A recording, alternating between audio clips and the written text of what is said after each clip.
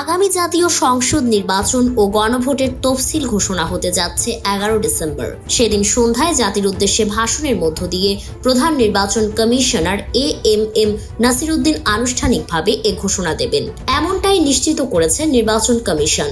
বহুল প্রত্যাশিত এই নির্বাচনের ভোট গ্রহণ অনুষ্ঠিত হবে আগামী 8 ফেব্রুয়ারি, যার বিষয়ে রোববার ইসির সভায় চূড়ান্ত অনুমোদন দেওয়া হবে।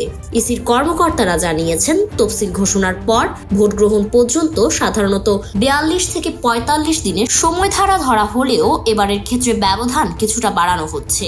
পোস্টাল ভোট সহ বিভিন্ন কারণে সময়সীমা 2 মাসের মতো রাখা হচ্ছে। এর আগে সর্বনিম্ন সময়সীমায় অনুষ্ঠিত নির্বাচন ছিল 2014 সালের 5 জানুয়ারির নির্বাচন, যেখানে তফসিল ও ভোটের মধ্যে ছিল মাত্র 36 দিনের ব্যবধান।